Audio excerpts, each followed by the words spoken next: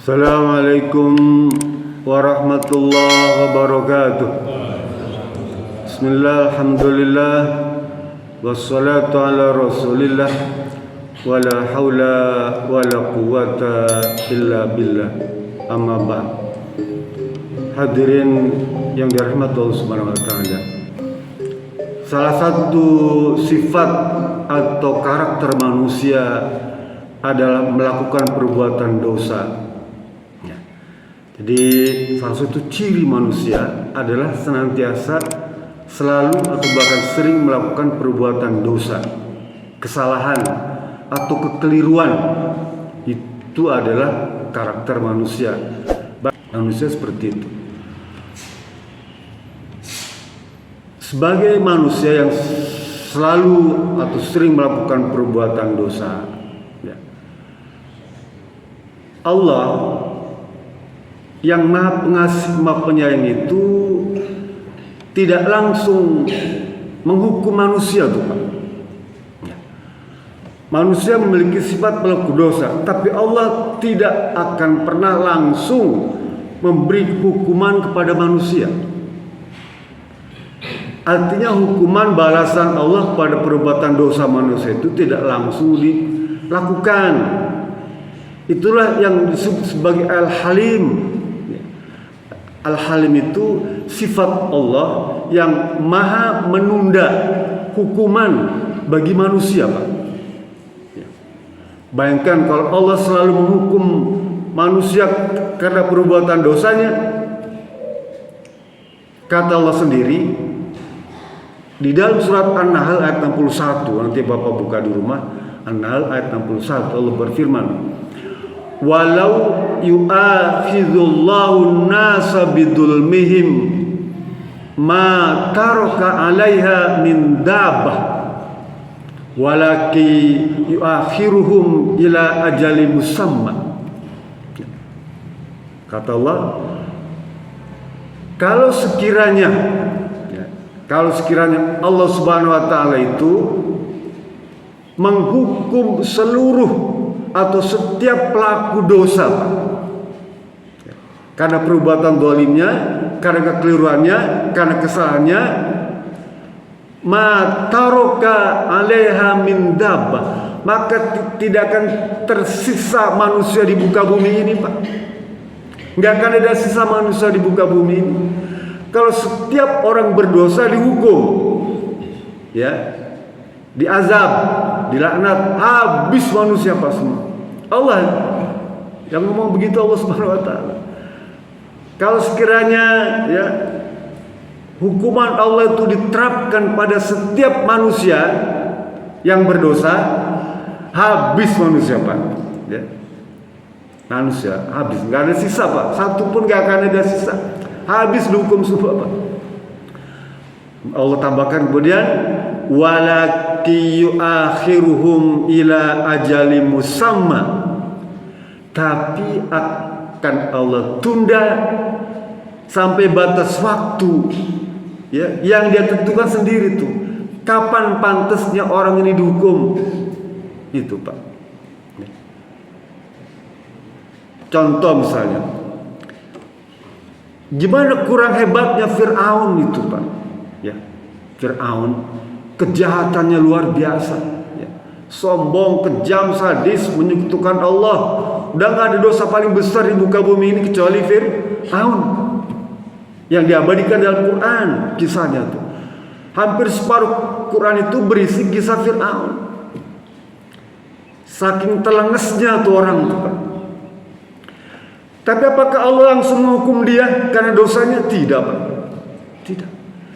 Sebegitu kejamnya, sebegitu dosanya orang ini, Firaun ini, Pak, tidak Allah langsung hukum. Apa yang Allah lakukan? Nanti baca surat Toha, ayat 34-35 itu cerita tentang Firaun. Kata Allah, izhaba ila fir'auna innahu tagha. Allah kirim tuh Nabi Musa dan Nabi Harun. Padahal Allah bisa langsung hukum itu Firaun itu seketika karena perbuatan dosanya, tapi tidak. Allah biarkan, Allah tunda hukuman itu, Pak. Ya. Karena Allah punya sifat Al-Halim, Maha tenggang rasa kalau bahasa kitanya, ya. Maha toleransi, Maha menunda hukuman. Allah kirim Nabi Musa dan Nabi Harun, suruh dakwahi dia, ya. Tidak langsung dihukum. Lanjutan surat Taha tadi ayat 35-nya, faqula lahu qawlan layyinan. Sampaikanlah, dakwahi itu Fir'aun itu dengan cara yang baik, dengan menggunakan kalimat kata-kata yang lemah lembut. Coba kita, orang jahat, Allah suruh Nabi Musa mendakwahinya dengan nasihat yang baik, yang santun kepada Fir'aun. Ucapkanlah qaulan layyinan, kata-kata yang lemah lembut, kata-kata yang santun. Sekarang kita coba bandingkan, ya, orang pintar nasihatin pelaku dosa tuh sadisnya bukan main tuh. Celaka kamu, ya. Kasar. Ini kalau kita dengar, mohon maaf, kalangan para pendidik pun begitu. Pada Allah suruh Nabi Musa tuh kepada orang yang paling jahat itu qaulan layyinan, kata yang santun, yang sopan, yang baik, yang bijaksana. Maksudnya begitu. Tidak langsung tuduh, kamu kafir ya, kamu sesat ya. Enggak begitu, Pak. Faqula lahu qawlan layyinan, ya. Apa maksudnya? Kata Allah, la'allahu yatazakkaru au yakhsha. Siapa tuh dengan dakwah itu, Fir'aun itu jadi eling, jadi sadar, jadi berubah baik kembali, dan jadi punya rasa takut. Fir'aun, ya, supaya dia di dakwah itu, supaya dia eling, sadar, ya, bahwa itu perbuatan dosa, nggak boleh kamu lakukan lagi, sehingga kamu punya rasa takut pada Allah Subhanahu Wa Taala akan hukuman. Nabi Musa mendakwahi terus tuh, ya, sampai pada waktunya karena sudah tidak pantas lagi nasihatin, baru Allah turunkan hukuman. Artinya apa? Allah tunda hukuman itu. Itu yang maksudkan sifat Al-Halim, ya. Kalau Allah punya sifat Al-Halim, maka kita pun mestinya punya sifat Al-Hilm. Kalau Allah Al-Halim, kita Al-Hilm. Al-Halim itu hanya Allah punya.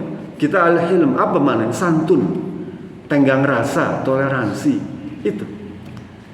Siapa di antara contoh teladan yang kita bisa tiru dari sifat Al-Halim Allah itu?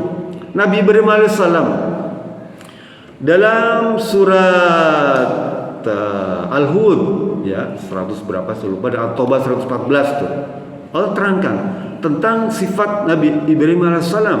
Kata Allah, inna Ibrahima lahalimun awahum munib, ya.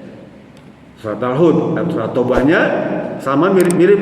Inna Ibrahima la'awwabul halim, ya, sama. Sesungguhnya Nabi Ibrahim alaihissalam itu punya sifat hilm, santun, tenggang rasa, toleransi, ya. Awwabun, dan lembut, lemah lembut. Nabi Ibrahim, Pak, lemah lembut, munib, dan senantiasa selalu dia kembali kepada jalan yang benar. Lah kita boleh teladani itu sikap Nabi Ibrahim itu, memiliki sifat al-hilm dan santun. Ya. Bayangkan coba, Nabi Ibrahim itu diusir oleh ayahnya, Pak, dimaki-maki oleh ayah kandungnya. Itu kan dia mendahului ayahnya, ya. Ayahnya tidak terima tuh, dimaki-maki. Nanti baca surat Maryam 46-47 tuh. Allah berfirman, kata ayahnya Ibrahim, qala aragibu anta an alihati ya Ibrahim, ya, la ilam tantahi lanarjumannaka wahjur limaliya. Ucapan ayah Ibrahim, wah Ibrahim, ya, apakah kamu memang sangat membenci Tuhanku, ya, sesembahan itu berhala? Apa kamu itu memang sangat membenci Tuhanku, ya? Kalau kamu betul membenci Tuhanku, ya, lanarjumannaka, maka akan aku rajam kamu Ibrahim. Ya. Sebelum dibakar tuh, ini ngomong dulu. La ilam tantai, kalau kamu nggak berhenti nih mengejek Tuhanku, ya Tuhan kita, kata Mbak Ayah ini, maka akan aku rajam kamu Ibrahim, akan kamu siksa. Wahjur lima, bahkan akan aku usir kamu keluar kota negeri ini dan jangan pulang lagi. Segitunya ayah Nabi Ibrahim itu benci sama anaknya yang mengejek, menghina Tuhannya tuh. Sampai dia putuskan tuh hubungannya tuh. Sebagai anak udah nggak peduli, ya. Wahjur ni mali, ya kamu pergi dari sejauh-jauhnya, jangan tinggal di sini. Saking bencinya, ya. Menandakan bahwa ayah Nabi Ibrahim sangat benci sekali. Bahkan akan dirajam, mau dibakar segala macam sudah disampaikan. Tapi apa jawaban Nabi Ibrahim nih kepada ayahnya nih yang sudah membenci begitu hebat? Kebencian ayah ini sebenarnya kebencian wakil dari seluruh masyarakat, ya, direpresentasikan oleh ayahnya Nabi Ibrahim, ya.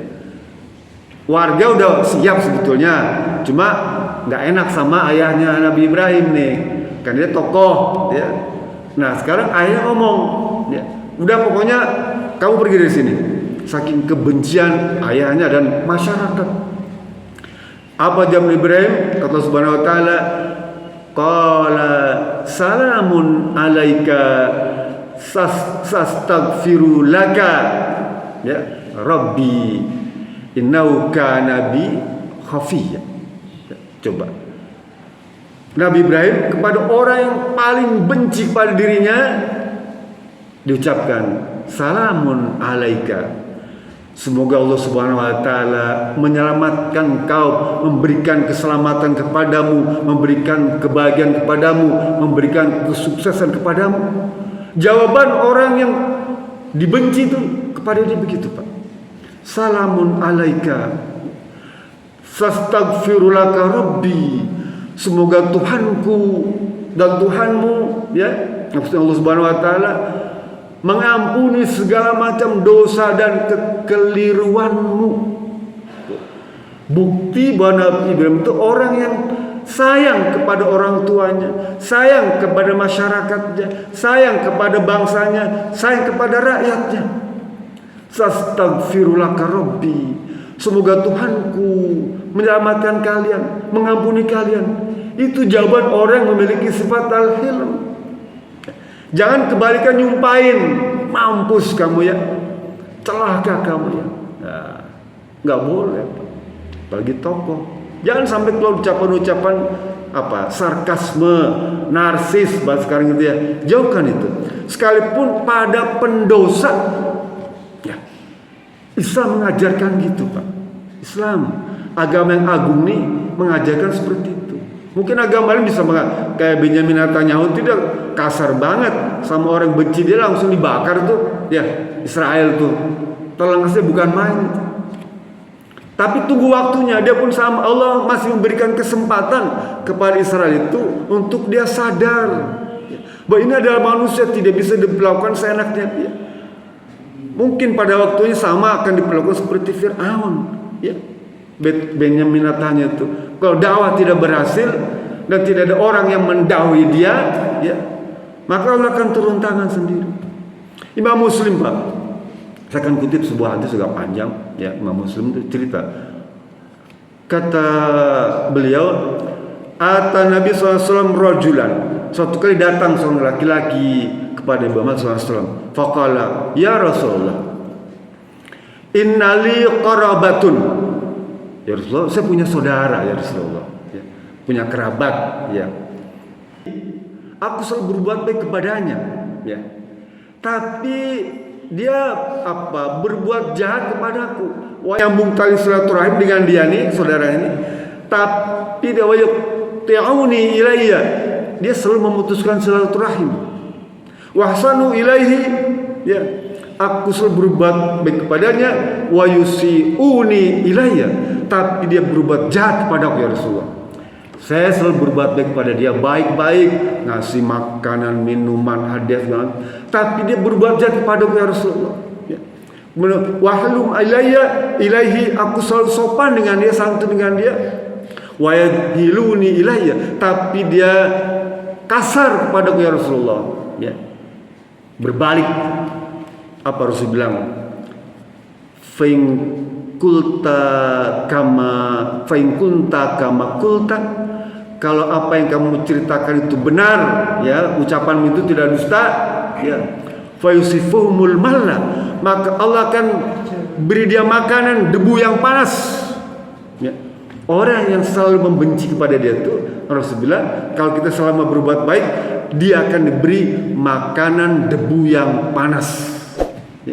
Sifat al-halim Rasul ajarkan kepada kita. Dan kamu akan senantiasa tidak henti Allah berikan kebaikan kepadamu. Nah ini, ya, sifat al-hilm hendaknya kita miliki sebagai pewaris Nabi Muhammad SAW dan pewaris Nabi Ibrahim AS. Dan Allah suruh kita menjadi orang-orang yang hilm. Artinya apa? Tenggang rasa, ya, sopan santun, toleransi, tepasoliroh. Itu yang diajarkan Rasulullah SAW kepada kita sekalian. Mudah-mudahan kita bisa menteladaninya dan mempraktekannya. Bila bismillah. Assalamualaikum warahmatullahi wabarakatuh.